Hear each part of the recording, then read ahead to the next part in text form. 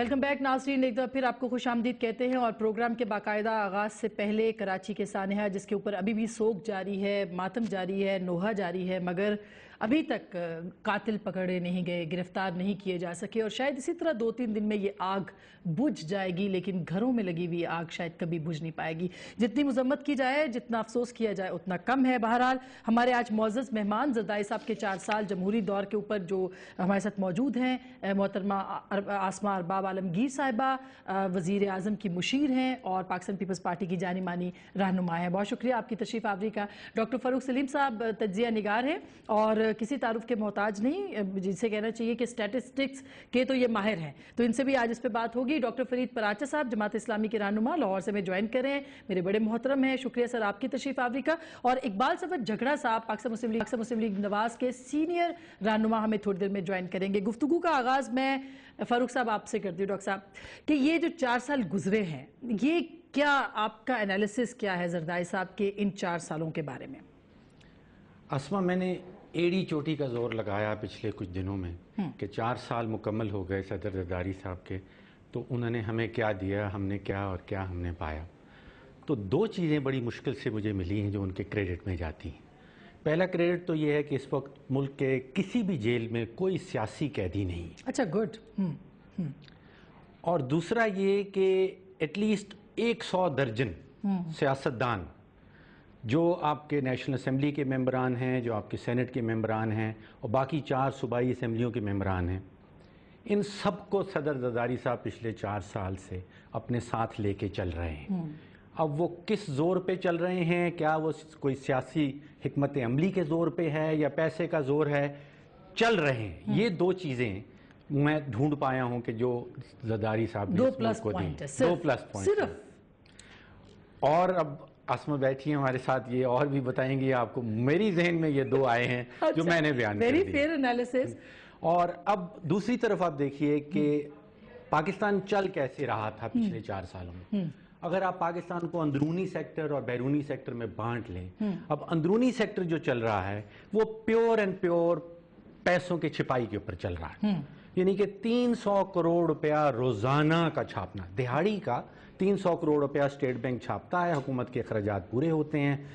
जब तक हम ये प्रोग्राम खत्म करेंगे, आप सोचिए कि 30 करोड़ रुपया एडिशनल छप चुका होगा, मार्केट में फेंक दिया जाएगा। आपकी जेब में, मेरी जेब में इस वक्त जितने पैसे हैं, जब हम यहाँ से उठेंगे तो उनकी वैल्यू गिर चुकी होगी। अंदरूनी सेक्टर तो सिर्फ इसलिए माशी एतबार से आप कह रहे हैं कि नाकामी है, सियासी एतबार से कामयाबी है और बहुत सारी और कामयाबियां तो खैर आसमा ही बताएगी, हम तो सिर्फ तनकीद कर सकते हैं। अब बैरूनी सेक्टर को देख लीजिए कि पॉलिसी कोई नहीं आई। फॉरेन पॉलिसी ना तो हुकूमत ने कभी कोशिश की कोई ऐसी काबिलियत अपने अंदर बनाए। फॉरेन पॉलिसी अभी भी फौज बनाती, चाहे वो अमेरिका के हवाले से हो, अफगानिस्तान के हवाले से हो। बिल्कुल फॉरेन पॉलिसी वो अपने पास नहीं ला सकती। सुप्रीम कमांडर भी तो है ना पाक सारी अफवाज के। आप नाम जरूर दे दीजिए लेकिन उनके कमांड में कुछ नहीं। सुप्रीम कमांडर जरूर होंगे। अब बैरूनी जो इक्तिसादी सेक्टर है उसमें सिर्फ और सिर्फ एक पॉजिटिव चीज है कि आप देखिए 10-12 साल पहले पूरे मुल्क में 1 या 2 अरब डॉलर फॉरेन रेमिटेंसेस हमारे वर्कर्स भेजा करते थे। अब वो 1 अरब डॉलर माहाना हो गई। तो फॉरेन सेक्टर जो चल रहा है उसमें शायद हुकूमत की तो कोई कंट्रीब्यूशन ना हो, लेकिन 12 बिलियन डॉलर जो हमारे वर्कर्स वापस भेज रहे हैं उसकी कंट्रीब्यूशन पे ये पाकिस्तान का फॉरेन सेक्टर चल रहा है, वरना हम कभी के डिफॉल्ट में जाते। अच्छा, मैं डॉक्टर साहब आपको यहाँ पे रोकूंगी। पराचा साहब आप बताइएगा, ये तो वो सब एनालिसिस है जो कि एनालिस्ट दे सकते हैं कि ये माइनस, ये प्लस, 18वीं तरमीम, फला फला ढमका, मगर एज अपोजिशन आप क्या देखते हैं? एक बात तो मानने की है कि ज़रदारी साहब ने सबको कोने से लगा दिया और हाशमी साहब को भी कहना पड़ा कि उनको समझने के लिए PhD होना पड़ेगा सियासत के अंदर, फिर आप समझ सकते हैं। अच्छा, बिस्मिल्लाहिर्रहमानिर्रहीम। एक तो जो कराची का बड़ा सानिया है और इसी तरह लाहौर में हुआ है और सैलाब के साथ है, तो ये सारे इतने बड़े अलमिए हैं कि जिस पर जितना भी ज़्यादा दुख का, तअस्सुफ का, अफसोस का, उन मुतासरा ख़ानदानों से यकजहती का जितना भी इजहार किया जाए कम है। तो मैं इब्तिदा तो इससे करता हूँ। दूसरी बात यह है कि यहाँ पर जो डॉक्टर साहब ने कही है बात, जिसे क्रेडिट कहा है, मैं नहीं चाहता था कि कोई चीज़ अगर उनके क्रेडिट में आ रही है तो उसको भी निकाल दूँ, लेकिन सियासी कैदी जेलों में नहीं है, सियासी कैदी जो है वो लापता हैं। وہ مختلف سیلوں میں ہیں، ان کے ماں باپ، ان کے بیٹے، ان کے بہنیں، ان کے تمام تر لوگ، اور ان کی لاشیں ملے. تو یہ ساری چیزیں نہیں ڈاکٹر صاحب وہ زرداری صاحب کے کھاتے میں تو نہیں جا سکتی نا، وہ جو لاپتہ ہیں، جو مسنگز ہیں، زرداری صاحب کے کھاتے میں تو نہیں جا سکتی. اس ایریے میں تو وہ کہہ رہے ہیں ان کا کوئی ہولڈ ہی نہیں ہے. خود کہا ہے کہ وہ سپریم کمانڈر ہے. اگر کوئی ایجنسیاں اٹھا رہی ہیں تو پھر ایسے اقتدار کا کیا فائدہ کہ اگر آپ کچھ بھی نہیں کر سکتے. ان کے ہاں تو یہ سوال بھی ان کے ساتھ باقی ہے کہ محترمہ بے نظیر بھٹو صاحبہ کا ان کے 4 سال مکمل ہو گئے ہیں، اقوام متحدہ کو وہ لے کے آئے ہیں اور قاتل گرفتار نہیں ہوئے. میں وہ ساری چیزیں جو معیشت کی تباہی و بربادی ہے، جو بے پناہ مہنگائی ہے، جو بدترین لوڈ شیڈنگ ہے، جو کراچی کے اندر تڑپتی ہوئی لاشیں ہیں، جو بلوچستان کے اندر ایک انتہائی گھمبیر صورتحال ہے، اور خدا نخواستہ ملک ہاتھوں سے نکلتا ہوا نظر آتا ہے. جو ڈرون حملے جو ہے وہ ایک روز مرہ کا کھیل بن گیا ہے، اور ہم صرف لاشیں اٹھا رہے ہیں اور ایک روایتی احتجاج بھی نہیں کر رہے. پھر اسی طرح سے آپ گنتے چلے جائیں تو یہاں پر جتنا بڑا ایک بحران ہے جو ان کی اپنی ذات سے وابستہ ہے، وہ $60 کروڑ ہے کہ جن $60 کروڑ کے لیے انہوں نے ایک وزیر اعظم قربان کر دیا ہے، اور عدلیہ کے ساتھ وہ متصادم ہے. اور ڈاکٹر صاحب ایک ایک کر کے ایک پوائنٹ کو ہم ڈسکس کرتے ہیں. آپ نے ویلڈ پوائنٹس اٹھائے اور نیچرلی ایک اپوزیشن کے رکن کو ایسے ہی بات کرنی چاہیے، مگر جھگڑا صاحب چونکہ یہ سارے پوائنٹ ہم ایک ایک کر کے ڈسکس کریں گے، لیکن جھگڑا صاحب جو بات کی جا رہی ہے وہ یہ ہے کہ کم از کم انہوں نے اپنے حلیفوں کو ساتھ رکھا اور ایک مشکل وقت میں انہوں نے مفاہمت کی سیاست کو آگے جانے دیا، جس کا کہ پاکستان جو ہے وہ متحمل نہیں ہو سکتا تھا اگر کوئی ایسی لڑائی بڑھائی رہتی. اور ایک چھوٹی جماعت، یعنی ایک واضح اکثریت تو نہیں تھی نا ان کے پاس، وہ حکمران جماعت تھی، تو بڑا مشکل چیلنج تھا ان کے لیے. کیا کہیں گے آپ؟ شکریہ جی. سب سے پہلے جس طرح پراچا صاحب نے پرسوں جو واقعات ہوئے 2 سانحے لاہور اور کراچی میں، اس پہ جتنا بھی افسوس کیا جائے کم ہے، اور ہماری دعا ہے کہ اللہ تعالیٰ جو لقمہ اجل بنے ان کو جنت الفردوس میں جگہ دے اور ان کے لواحقین کو صبر جمیل عطا فرمائے.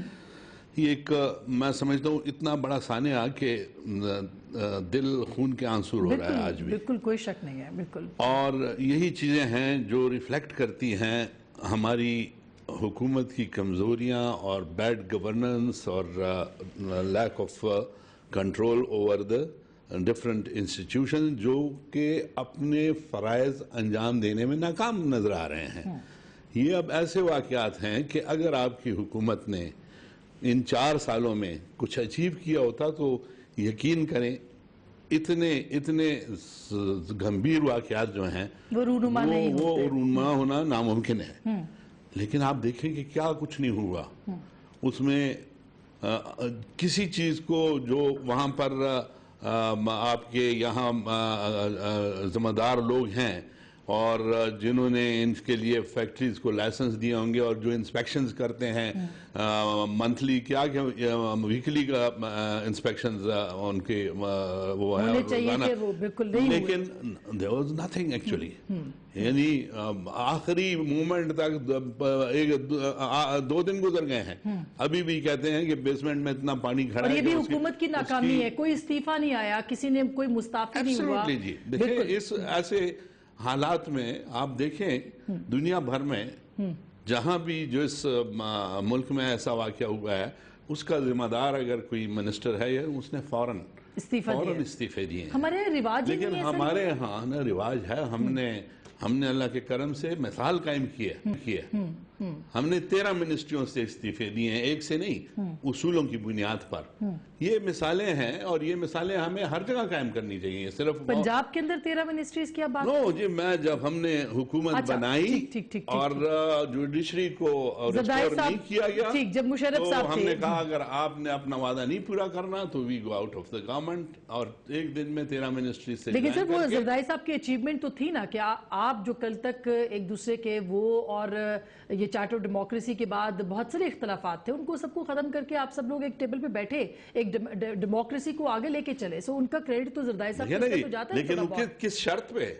حکومت بننے سے پہلے مری میں ہماری میٹنگ ہوئی تھی اور ہم نے کہا تھا کہ جب جوڈیشری آپ ریسٹور کریں گے تب ہم آپ کے ساتھ گورنمنٹ میں شریک ہوں گے. اور جب نہیں ہوا تو اور آپ نے زرداری صاحب نے کہا کہ نہیں آپ پہلے میرے ساتھ شریک ہوں گے, and the moment we form the government, the first thing I will do is کہ میں جوڈیشری کو انہوں نے آپ کو پنجاب کی گورنمنٹ بھی تو دی نا, دیکھیں یہ تو بات نہیں ہے نا, پنجاب میں یہ سب چیزیں تو تھی نا. نہیں وہ تو ہمارا رائٹ تھا, اکثریت تھی.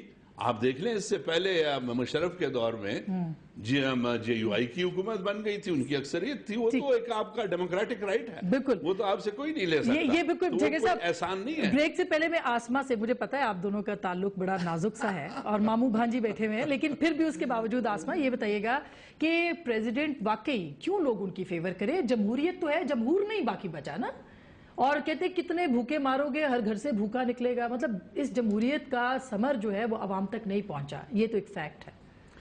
بسم اللہ الرحمن الرحیم.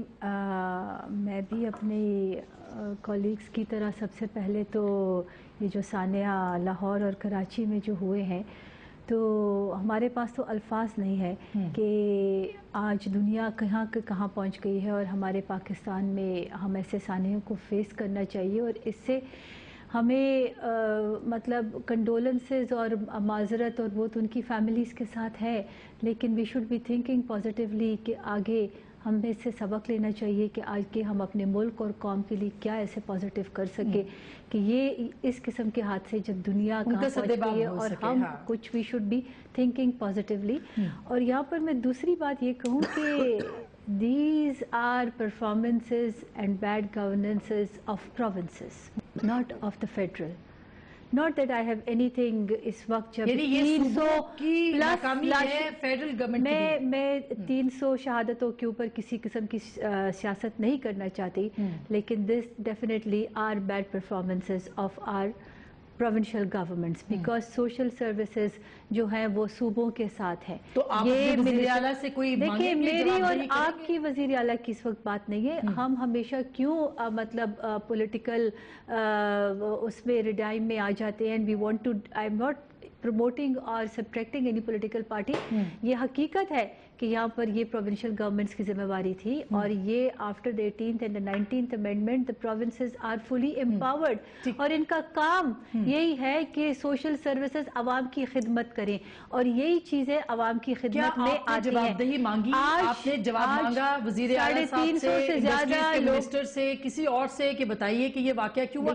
موضوع تو میرا ظاہر ہے کچھ اور ہے, لیکن اب بات چل نکلی ہے تو ان کے متعلقہ صوبے خود مختار ہیں, اور ان کے متعلقہ وزیر اعلیٰ کو چاہیے کہ وہ ان سے اپنے صوبوں میں مگر آزاد تو نہیں ہے آسما, آپ فیڈرل گورنمنٹ میں آپ سے دیکھیں, فیڈرل گورنمنٹ میں پریزیڈنٹ اور پرائم منسٹر نے انہوں نے بالکل اس کا بہت سخت نوٹس لیا, اور انہوں نے انکوائری طلب کی ہے. انٹیریئر منسٹر نے FIA کی ٹیمز کو بھیجا ہوا ہے اینڈ ٹو سی کہ واٹ آر دا ریزنز اور کیوں ایسے ہوا ہے. فیڈرل سے ہم یہی کر سکتے ہیں, لیکن دا پروونشل گورنمنٹس جب اٹانومی چاہتے ہیں, جب وہ اپنی خود مختاری چاہتے ہیں, تو ان کے اوپر پھر ذمہ داری بھی اتنی آتی ہے, اور یہ پبلک سیکٹر کو ڈیلیور کرنا ان کی اولین ذمہ داری ہوتی ہے. اچھا, اب مجھے ایک بریک لینی ہے, اور سارے سوال آپ نے سن لیے ہیں, پراچا صاحب کے بھی, جھگڑا صاحب کے بھی, ڈاکٹر صاحب کے بھی, اور آپ نے جواب دینا ہے ان کے کہ زرداری صاحب فیل ہے یا پاس ہے. ایک چھوٹی سی بریک لے رہے ہیں, بریک کے بعد واپس آئیں گے.